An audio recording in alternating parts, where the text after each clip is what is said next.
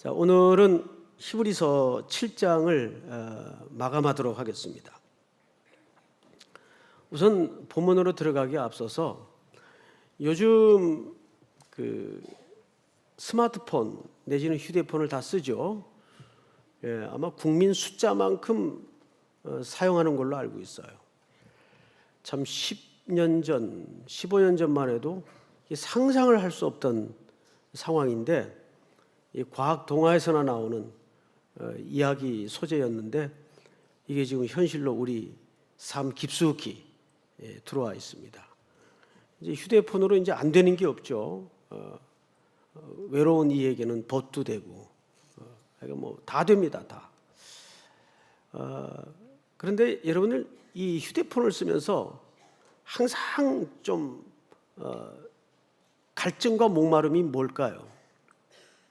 휴대폰을 쓰는 분들이면 누구나 공통으로 공감할 수 있는 문제인데 배터리가 떨어진다는 거예요. 그렇죠?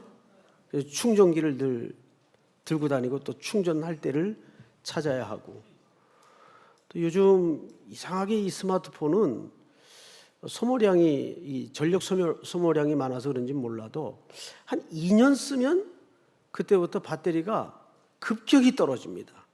뭐 몇 시간 안 됐는데 그냥 50% 아래로 떨어지고, 일부러 그렇게 만드는 거 같아요. 모르겠어요. 그거는 제 느낌이니까. 그래서 이제 누구나 이런 생각을 한 번씩 해보죠.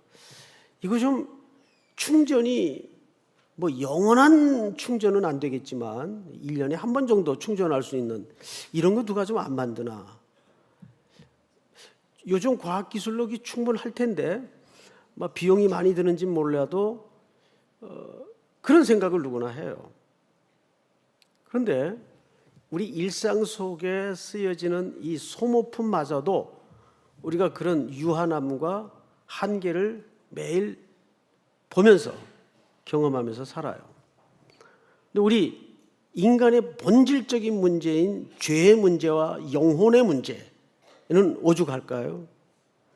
우리 지난주까지는 유대인들이 레위 지파에 의해 거행되는 제사 제도를 통해서 매번 죽은 제사를 드렸어요. 죽은 제사라 하면 제물을 잡아서 죽여 드려지는 제사이기 때문입니다. 게다가 그 제사를 집례하는 레위 지파 제사장마저도 영원히 살지 못하잖아요. 죽어요 또.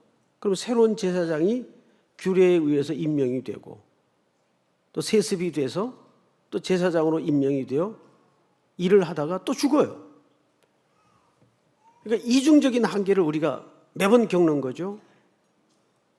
우리가 속죄함을 입은 죄도 또 범죄를 하면 다시 제물을 잡아서 하나님 앞에 나와야 되고, 제사장도 영원하지 않고 자꾸 바뀌고, 구약의 제사는 임시적이고 한계가 있어요. 그러면서 그 구약의 제사가 갖는 예표적 성격 때문에 우리 속에 자연히 목마르거나 들 수밖에 없는 생각이 뭐냐 하면, 영원한 제사장은 없을까? 영원한 속죄는 없을까?에 대한 허기가 인간이면 자연히 들겠죠. 그래서 하나님께서 이 예표적 성격과 임시적 한계적 성격을 가질 수밖에 없었던 이 레위 지파를 통해서 이제 이 지파로는 안 된다는 절망에 부딪히게 만드는 거예요. 이 제사로는 안 된다는 절망에 부딪히게 만드는 거예요. 자, 그러면 여기 한 걸음 더 나아가서 여러분들에게 여쭤보고 싶은 것은, 제사가 목적입니까? 그건 아니거든요. 제사 제도가 있지만, 중요하지만, 강조했지만 사실은 그 제사를 드리는 것 자체가 목적이어서 강조하거나 규정한 건 아니에요. 그럼 뭐 때문에 제사를 규정했고 그렇게 강조했고 엄중히 드리도록 설명했을까? 원래 목적은 제사가 아니라 우리 모든 인간이 하나님 앞에 온전하게 서는 게 목적이에요. 근데 그러려면 구비되는 조건이 완전해야 돼요. 우리가 흠이 없어야 돼요. 하나님의 거룩한 성품 때문에 흠 없어야 그분 앞에 설 수가 있는데, 범죄한 인간은 그럴 수 있는 인류가 역사상 한 명도 존재하지 않았어요. 모든 사람이 죄를 범하였음에 하나님의 영광에 이르지 못했어요. 그래서 하나님이 설치한 제도가 속죄를 할 수 있는 제사 제도입니다. 레위 지파를 설정하신 거예요. 근데 이게 한계가 있더란 말이에요. 반복해야 되고 또 죽고 또 다시 임명돼야 되고, 죄를 지으면 다시 짐승을 잡아서 죽여드려야 되고. 그래서 인류는 점점점 이 제사 제도가 이어져 내려오면서 하나님이 새로운 방법을 제시하신 겁니다. 근데 사실 이것은 오래된 새로운 방법이에요. 왜 오래되었다고 얘기하냐 하면 이미 구약에서부터 예언되었기 때문입니다. 그래서 제사 제도가 목적이 아니라 사실은 우리 모두를 하나님 앞에 온전히 스스럼 없이 누구나 나아가도록 길을 만드시는 것이 하나님의 원래적 제사 제도가 갖는 목적이었어요. 그런데 인류는 그 하나님의 본래적 목적에 눈뜨지 못하고 이 제사 제도 자체의 목적을 두고 거기에 목숨을 거는 아이러니를 벌리고 말았어요. 그래서 오늘 본문을 잘 보시면 이렇게 되어 있습니다.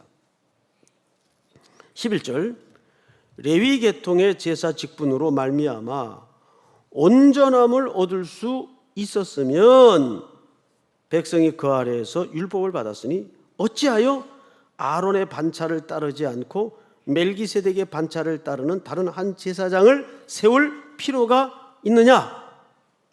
반어법으로 하나님이 뭘 설명하죠? 우리 지난주 강해와 맞물리는 이야기일 수밖에 없는데, 모든 유대인이라면 반드시 제사장은 어느 지파에서 와야 된다는 걸 누구나 알고 있었죠. 레위 지파에서 와야 된다는 걸 누구나 알고 있었어요. 그런데 듣도 보도 못한 멜기세덱의 반차를 따라서 예수님은 유다 지파인데 어떻게 그분이 제사장도 아니고 영원한 제사장이 될 수가 있는가? 이건 상식을 가진 유대인이라면 전혀 납득하거나 받아들일 수 없는 논리였습니다. 뭘 몰랐죠? 레위 지파와 그 지파들에 의해서 거행되고 있는 제사제도의 한계, 그리고 그 제사제도가 담고 있는 예표적 의미를 몰랐기 때문입니다. 그래서 이 이야기를 일찍이 하나님이 언제 하셨는가 하면, 여러분 구약 성경의 역사 속에 이 제사제도가 가장 잘 구비되고 가장 완벽하게 정리되었던 시기가 언제인지 혹시 아십니까? 구약 역사 속에 제사제도가 가장 잘 완비되고 구비되었던 때가 다윗과 솔로몬 시대입니다. 그때 하나님께서 다윗을 통해서 이런 예언을 하셨어요. 110편 4절을 한번 띄워주실까요? 다 같이 한번 읽겠습니다. 시작. 여호와는 맹세하고 변하지 아니하시리라. 이르시기를 너는 멜기세덱의 서율을 따라 영원한 제사장이라 하셨도다. 네, 여기 보시면 이 말을 하나님께서 스스로 맹세를 하십니다. 이 중요한 것은 모세의 절차를 따라 아론과 이어 제사장 계열에 서게 된 레위는 전부 하나님의 명령을 따릅니다. 그런데 지금 그 레위 지파 말고 그건 한계가 있으니까 새로 멜기세덱의 서열을 따라 영원한 제사장이 될 이 제사장은 하나님이 자신을 걸고 맹세를 하신 약속이에요. 하나님이 맹세하셨다는 것은 얼마나 중요성을 갖고 있는가 하면 그것은 이미 이루어진 것과 같은 것이 아니라 이루어진 것이기 때문입니다. 자, 그래서 오늘 본문을 보시면 그 시편 110편 본문을 보시면 이렇게 돼 있어요. 띄워주세요. 너는 멜기세덱의 서열을 따라 무슨 제사장이 되리라? 영원한 제사장. 이제 반복되는 제사장 말고, 죽으면 또 새로 임명해야 되는 그런 제사장 말고, 또 짐승을 잡아서 제물로 드려야 되는 그런 제사 말고 영원한 제사장이라 하셨도다. 그래서 예수님이 오셔서 자신을 직접 십자가 제단에다가 영원한 제물로 완불 하셨단 말이에요. 예수님의 대속은 할부가 아니에요. 24개월, 36개월이 아니에요. 영단번 다 끝낸 거예요. 이제는 더 이상 그 제사가 있을 필요가 없어요. 반복되는 제사가 존재할 필요가 없어요. 그건 어차피 유한했고 뭐였기 때문입니까? 예표요? 그림자였기 때문이에요. 그림자는 실체보다 큽니까? 실체가 큽니까? 실체가 크죠. 그럼 실체가 오면 그림자는 자연히 사라지는 게 당연해요. 그래서 구약의 제사 제도는 폐하여지는 겁니다. 단 예수 그리스도께서 십자가에서 이걸 완불하셨다는 것은 영원히 그것을 지불하시고 끝내셨다는 겁니다. 단번에. 혹시 이 가운데 부채의 압박 때문에 오랜 기간 정신적으로 심적으로 압박과 고통을 받아본 경험이 있는 분들 넉넉히 이해할 겁니다. 저도 한때는 그런 시간이 있었어요. 그런데 그 부채가 다 끝나고 탕감되던 날, 거기서 오는 자유로움과 감격과 뜨거운 눈물은 그거는 끝나 본 사람만이, 그걸 탕감 받아본 사람만이 아는 감격입니다. 이게 살아 들어오지 않으면 한번 부채를 지어보세요. 누구도 흉내낼 수 없어요. 근데 그것을 예수님께서 다 지불하셨단 말이에요. 그리고 우리에게 자유를 주셨어요. 결국 히브리서 전체를 털어서 제일 중요한 단어가 뭐냐고 하나 길어 올리라면 딱 한 단어밖에 없어요. 온전함입니다. 온전함. 자, 그럼 우리가 오늘 정말 다뤄야 될 주제가 뭐냐면 온전함이에요. 어떻게 온전하게 됩니까? 득도의 과정을 통해서, 종교적 열심을 통해서. 우리 가끔 그런 분들 계세요. 이제 교회 나와야죠. 제가 좀 담배 좀 끊고요. 이제 술 좀 끊고 세상 어지러웠던 거 좀 정리하고. 그래서 교회를 나오는 분은 한 번도 못 봤어요. 그거 다 정리한 사람은 교회 나올 마음이 없죠. 우리는 나도 모르게 내 마음에 이 결백 증세가 있습니다. 영적인 결백 증세. 그래서 하나님 앞에 나올 때 좀 이렇게 떳떳 무쌍한 마음으로 나오고 싶어하는 결백 증세가 누구나 조금씩 있어요. 이게 조금 심해지면 그걸 우리는 교만이라고 합니다. 자기 의가 되는 거죠. 자, 온전함과 완전함은 좀 틀려요.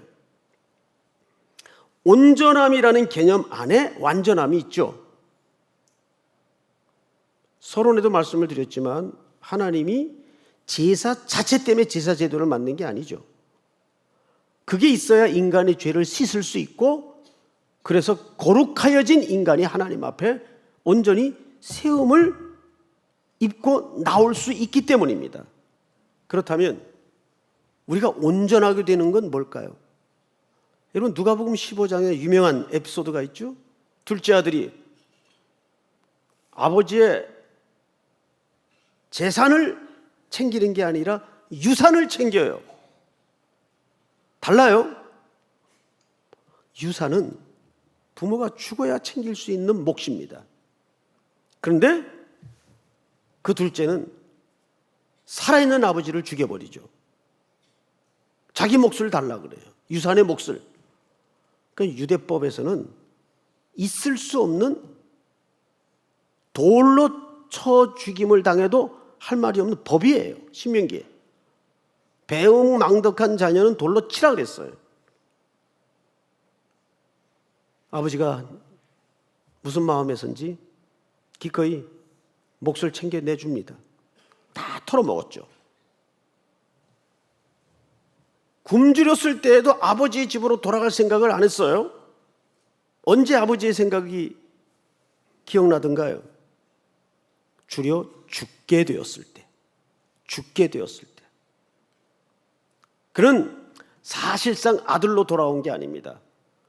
종의 하나라도 좋다 하는 마음으로 몰골이 알아보지 못할 정도로 변해서 돌아옵니다. 여러분,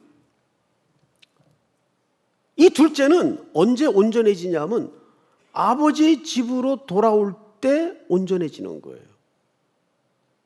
그러니까 온전함이라는 것은 뭐냐면 내가 구비가 되고 갖추어진 상태를 얘기하는 게 아니라 아버지를 향하는 게 온전함이에요.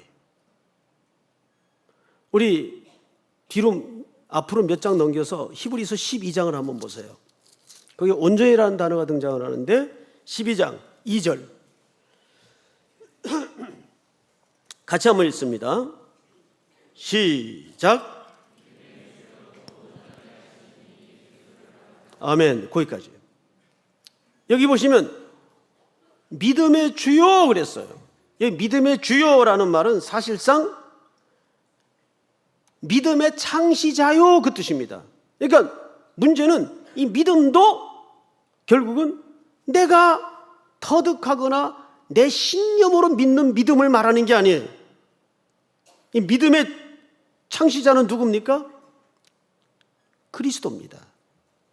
왜? 우리는 본질적으로 죽었었다니까요. 죽은 사람이 무슨 깨달음이 있고 믿음이 생기겠어요. 우리에게 생겨진 믿음은 살려놓고 믿게 하시는 거예요. 그러니까 그 생명의 주권이 누구에게 있는 겁니까? 그리스도께 있는 거예요. 그래서 여기 믿음의 주요라는 말은 믿음의 창시자요 그 뜻입니다. 우리의 믿음은 다 누구의 믿음 안에 있는 거예요? 그리스도의 믿음 안에 있는 거예요. 그리고 뭐라 그랬죠? 믿음의 주요 또 온전하게 하시는 이인 예수를 뭐예요? 바라보자.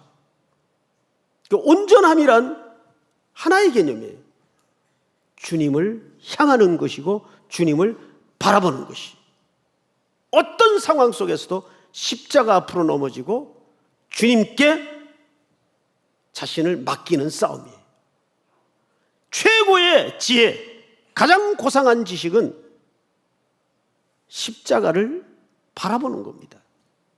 세상적으로 아무리 부귀 영화 정상의 자리에 있는 분일지라도 십자가를 향하는 삶이 아니면, 그리스도를 바라보는 삶이 아니면 무의미한 겁니다. 여러분, 그래서 예수님께서 수고하고 무거운 짐진 자들아 다 내게로 오라 그랬어. 오라. 이 말이 갖는 의미가 뭘까요? 인류의 길고 먼 여정의 싸움은 안식에로 향하는 싸움이에요. 이 길로 가야 안전할까? 저 길로 가야 안식이 있을까? 저쪽 길로 가야 평안이 있을까? 이걸 찾아 헤매는 싸움의 여정이 인생이에요. 그런데 하나님은 우리에게 예수 그리스도를 통하지 않고는 길이 없다고 단언하시고 선포하십니다. 요한복음 14장을 한번 띄워주실까요? 이렇게 돼 있어요. 다 같이 시작. 예수께서 이르시되 내가 곧 길이요 진리요 생명이니 나로 말미암지 않고는 아버지께로 올 자가 없느니라. 여러분, 이 사실을 믿습니까?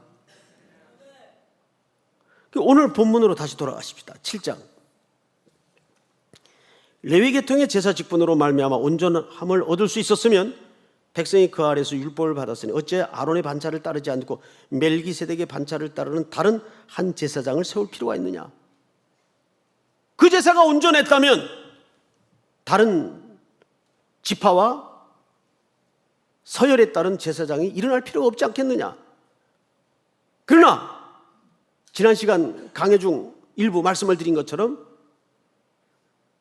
유한하고 한계가 있기 때문에 하나님께서 방법을 새로 열어놓으신 거예요. 영원한 제사장 예수 그리스도. 12절 제사직분이 바뀌어졌은즉 율법도 반드시 바뀌어지리니 이것은 한 사람도 제단 일을 받들지 않는 다른 지파에 속한 자를 가리켜 말한 것이라. 우리 주께서는 유다로부터 나신 것이 분명하도다. 이 지파에는 모세가 제사장들에 관하여 말한 것이 하나도 없고 멜기세덱과 같은 별다른 한 제사장이 일어난 것을 보니 더욱 분명하도다. 16절 다 같이 시작. 그는 육신에 속한 한 계명의 법을 따르지 아니하고 오직 불멸의 생명의 능력을 따라 되었으니 증언하기를 네가 영원히 멜기세덱의 반차를 따르는 제사장이라 하였도다. 여기에서 낯선 표현 하나가 눈에 들어오죠. 어떤 표현인가 하면 육신에 속한 계명의 법과 불멸의 생명의 능력이라는 게 대조되어 등장을 합니다. 불멸의 생명의 능력이 뭐예요? 영원히 멸하지 않는 생명, 영원한 생명을 얘기합니다. 이 영원한 생명은 예수 그리스도께서 십자가에 우리의 죄값을 다 속전으로 지불하시고 다 이루었다 지불을 끝내시고 그 몸을 십자가 대단에 제물로 내어주신 다음에 하나님께서 그를 사망 권세를 깨뜨리고 새로운 생명으로 부활의 첫 열매로 일으키셨어요. 이제 우리는 그 불멸의 생명의 능력을 힘입어 사는 겁니다. 그러니까 우리에게는 그 불멸의 생명의 능력이 있는 거예요. 여러분, 우리 인간에게 이 문제가 해결이 된 거예요. 이 가장 중요한 영적인 문제요, 인간의 죄의 문제 아니겠어요? 근데 이거를 누가 열어놓으셨다는 겁니까? 내가 곧 길이요 진리요 생명이니 나로 말미암지 않고는 아무도 아버지께로 올 자가 없느니라. 그리스도의 이름으로 이제는 누구나 그 보좌 앞으로 나아갈 수 있게 되었고 설 수 있게 되었습니다. 지금 주일 저녁마다 요한계시록 강의를 진행하고 있습니다. 알고 계셨죠? 예. 지금 19장째 들어섰는데 지난 시간에 다루었던 주제가 혼인잔치, 어린 양의 혼인잔치에 관한 내용이었어요. 거기에 흰 옷을 입은 성도들이 초대를 받아요. 그런데 그 옷이 옳은 행실이라고 되어 있습니다. 근데 그것이 자기가 준비한 의복이 아니에요. 원래 히브리인들은 잔치에 초대되면 예복을 입고 입장을 하도록 되어 있는데 그 예복은 반드시 신랑집 또는 주인집에서 준비합니다. 자기가 만들어서 갖추어서 입고 가는 옷이 아니에요. 그 옷의 주도권과 주권과 주인이 신랑이나 주인집이에요. 그 옷을 입어야 돼요. 그게 옳은 행실이라는 겁니다. 여러분, 그렇다면 우리는 내가 선한 일을 많이 해서 그 옷을 입을 수 있는 것이 아니에요. 어린 양의 흘린 보혈의 공로로 그 세마포 옷을 입고 우리는 잔치에 입장할 수 있는데 하나가 된다는 개념이죠. 식탁에 같이 앉는다는 것은 히브리인들의 문화 개념 속에는 이제 한 패밀리가 된다는 얘기입니다. 한 가족이 된다는 얘기입니다. 그래서 시편 23편에도 보면 원수의 목전에서 뭘 베푸신대요? 상을 베푸시고 이게 테이블입니다. 식탁을 얘기합니다. 너는 이제 내 가족이 되었다. 그래서 다윗이 왕 위에 앉은 후에 원수의 자녀들을 식탁에 앉히잖아요. 내 자녀들과 같아지리라. 사울의 자손들을 또는 요나단의 자녀들을 식탁에 초대되어 앉힙니다. 한 가족이 되었다는 이야기예요. 그러니까 오늘 이 본문 속에 감춰진 가장 중요한 핵심은 우리가 어떻게 온전해질 수 있느냐, 도덕과 윤리의 싸움이 아닌 하나님의 주권과 그분의 사랑이, 거기에 영원한 제사장인 예수 그리스도가 통로가 되어주시고 진리가 되어주시고 길이 되어주셨기에 우리는 언제든지 어떤 때든지 그분의 이름으로 공로를 힘입어 보좌 앞에 세움을 입는 겁니다. 그 신앙은 무슨 싸움인가? 두 가지 싸움이에요. 언제든지 그분을 의지하는 싸움이고, 또 하나는 우리의 온전함은 그리스도의 공로로만이 가능하다는 것을 매일매일 인정하는 싸움이에요. 결국 하나님 앞에 맡길 줄 알면 그때부터 그 문제는 주님의 일이 되지만, 여전히 내가 붙들고 내가 주권을 갖고 있으면 끝까지 자기 문제가 됩니다. 길을 보여주고 매뉴얼을 알려주는데도 이거 못하면 이거는 악한 거예요. 맡기셔야 됩니다. 그래야만, 그때만 그 일이 주의 것이 됩니다. 내가 첫날 만날 붙들고 있어야 그건 내 문제밖에 안 돼요. 힘들어요. 그래서 지치고 고난 겁니다. 사랑하는 성도 여러분, 이 말씀이 새로 열려지는 5월 한 달에도 열심히 순종되어지는 원리로 붙들어지기를 축복합니다. 우리 다 일어나십시다. 주의 보좌로 나아갈 때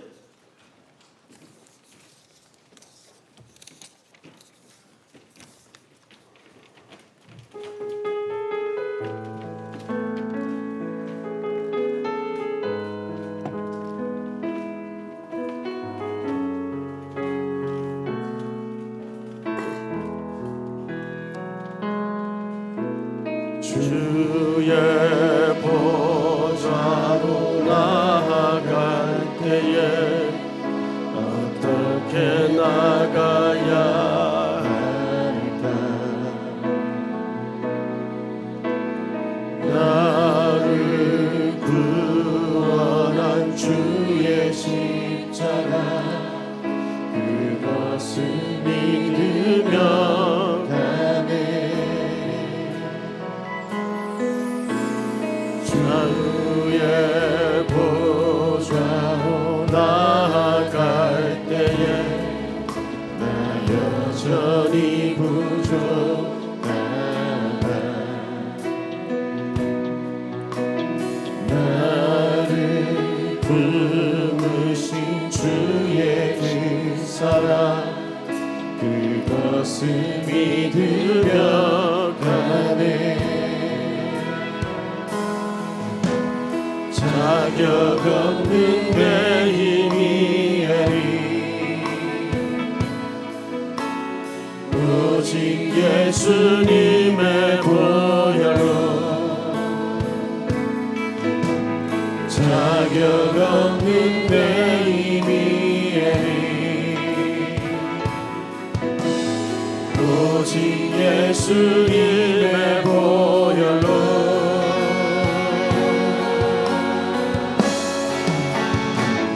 십자가의 보혈, 완전하신 사랑, 이보다 값비다. 십자가의 보혈, 완전하신 사랑, 힘입어 예배합니다. 힘입어 예배합니다. 십자가의 보혈, 완전하신 사랑, 십자가의 보혈, 완전하신 사랑, 힘이보다 값비다.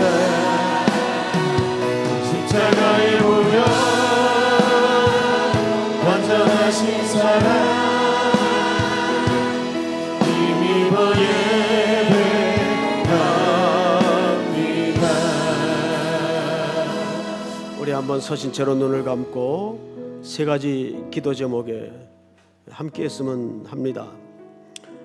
먼저 오늘 주신 말씀을 기억했으면 합니다. 어떻게 온전해질 수 있죠?